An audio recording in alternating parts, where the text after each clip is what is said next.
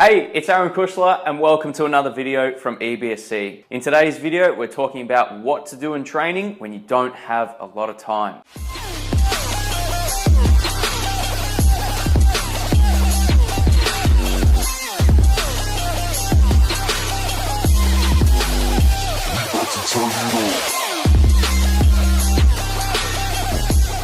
Getting in a decent training session for most people can be a bit of a challenge, especially if you're time poor. Maybe you have little kids, you might have a busy schedule, whatever the case might be. If you've only got a certain amount of time to get in a training session, you want to make sure that what you're doing is giving you the best bang for your buck. In this video, I'm going to show you how to actually set that out, some points to consider, and then how to actually construct your own training plan so that you're actually moving towards your goals and not just using "I don't have time" as an excuse. So let's get started with some points to consider when planning out a session. As the age-old saying goes, if you fail to plan, you plan to fail. We have to be methodical about this and plan out what we're going to do when we do have time available. Some points that we've got to look at. Number one, we always say this and we start with your goals. They are the most important thing. If you know where you're headed, it's much easier to formulate everything that we're going to go through. So what are your actual goals? Are your goals to get stronger? Are they to create performance overall? Are you training up for something specifically? Or are you just looking for a bit of a workout just to get moving? Whatever the case may be, it has to be important to you. So that is the first consideration. So with your goals in mind, that then drives everything else that we're going to do. The second one is how many sessions per week are you actually able to get in? If you're really time poor and you can only get 2 or 3 sessions in a week at most, then it's going to become really critical as to what you're doing in those sessions and is it aligned with where you want to go. You know, if your goal is to get stronger and just because you're a little bit confused and you go, I'm just going to go out and do a run, realistically, is that going to get you to where you want to go?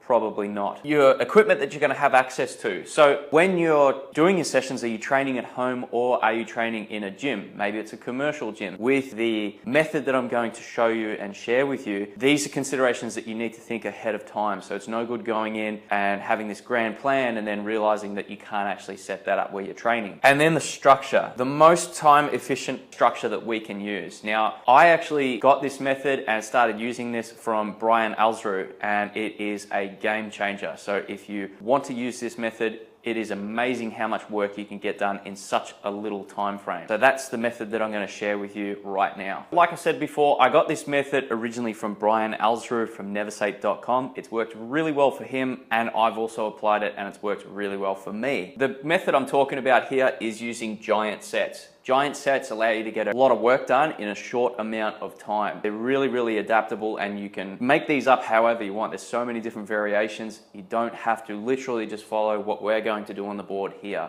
You don't have to make them too complex. 3 to 4 movements per giant set. So, you know, you're picking 3 movements from each of the categories that we're going to go through and you construct a workout based on that. They're time-based, so overall, if you've only got 30 to 40 minutes, set a timer for 30 minutes, do your work in your giant set, then get out of there. So you have completed a lot of work in a short amount of time and you've hit all bases. Know your weaknesses. If your goals are to move forward in terms of your strength, maybe your performance, these are going to be critical for you. And especially if you've only got limited amounts of time per week, say 2 to 3 sessions a week, then it's going to become more important. You want to be working on the things that are currently holding you back that are going to move you forward. So it's no good just doing, you know, what you enjoy doing all the time and neglecting the things that you actually should be doing, as that's really not going to move you forward in the best way possible. If you don't know what your weak areas are and you'd like to find out, I'll put a video up just up here. Click on that and it's going to show you a simple self-assessment that you can go through that's going to help you identify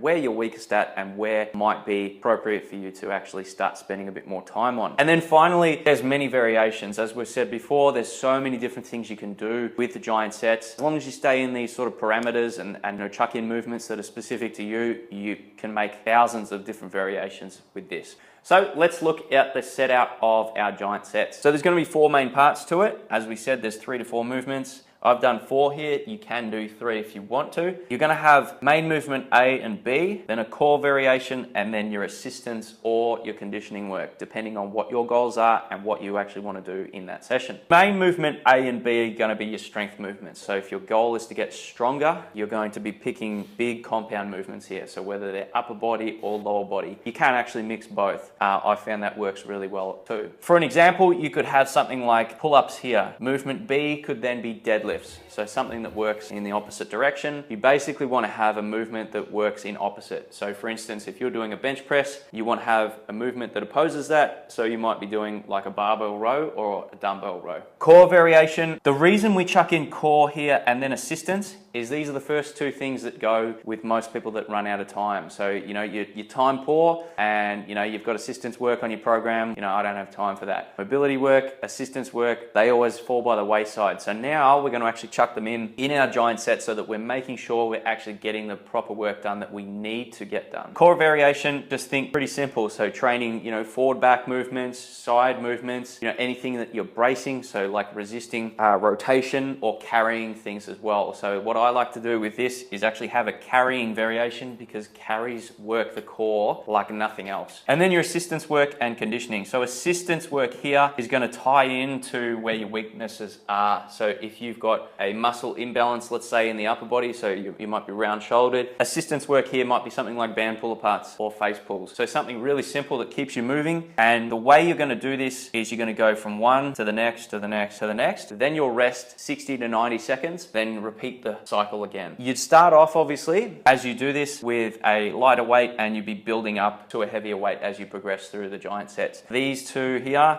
depending on what you've chosen for these movements, you can do the same thing or you can just keep the reps the same and just keep pumping out the volume. The more rounds you do of this, the more volume you're going to get and the more work you're doing in a short period of time. So let's look at a sample program that you can actually put together. All right, so what I have on the board here is a basic program design that you can base your program off. It doesn't have to look exactly like this. Again, remember you've got plenty of variations that you can work with. So what I've done is a 2-day example here. So I've done a full body and then a bit more of an upper body focused day on the second day. So you can add in a 3rd day, you can chop it around, you can do 3 full body days if you really wanted to. It's really up to you, but this is just how I've set this one out. So first up, you're going to come in, you're going to warm up, so it should take you 5 to 10 minutes at most. Then you're going to take 20 minutes, so that's 20 minutes using the whole giant set. That's the entire main part of your workout. To find the heaviest 5 reps that you can on your squat using this giant set. So your first movement is going to be chin-ups, weighted times 5. Using the same format, you want to start obviously with body weight and then build up over time to the heaviest weight that you can manage for 5 reps. Back squat, exactly the same format. So we're trying to find the heaviest 5 reps that we can on the back squat. Then we're going to a core variation. So we've got a suitcase carry here. So 40 meters, 20 meters on one hand, 20 meters back on the other hand. Don't overcomplicate it. Just grab one kettlebell in one hand and go for a walk. Burpees times 10. So we want to have a little bit of conditioning added in this day since it is a full body focused day. So we've chucked in something like burpees, 10 reps. So just to keep the heart rate up. What you'd do once you go through one round is you'd rest 60 to 90 seconds, then you go again. And you keep going as many rounds as you can to get to the heaviest 5 in your 20 minutes. Okay, so the whole lot's going to take you 20 minutes. So once that timer's stopped, whatever you've got up to with the weights is what you've got for the day. So that's a really quick way of putting in a lot of work in a short amount of time. So you're going back to back with this sort of stuff. All right, it's not going to fatigue you too much going from chin-ups and then into back squats. You'll be surprised you can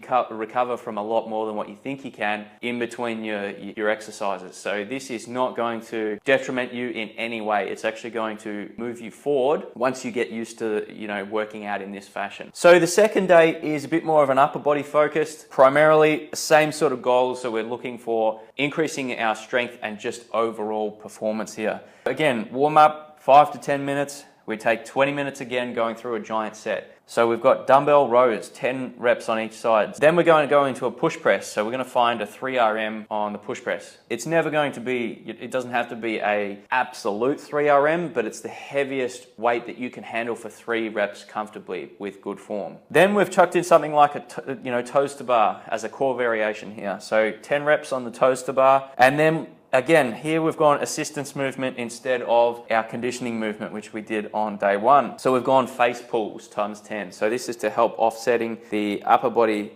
pressing movements. As a rule of thumb, what I like to do is put 2 horizontal pulling movements for every pressing movement that I'm doing. So just to keep a balanced posture and healthy shoulders, is put in twice as many horizontal pulling movements as you do any pressing, either overhead or horizontal pressing as well. So if you're doing bench press, you chuck in 2 horizontal pulling movements. That's just an example. It doesn't have to look exactly like I've got on the board here. You've got plenty to change your workouts up according to what your goals are. I hope that really helped. If you found this video helpful, make sure you click on the like button, click the subscribe button so that you get notified of new content coming up. And until then, I'll see you next time.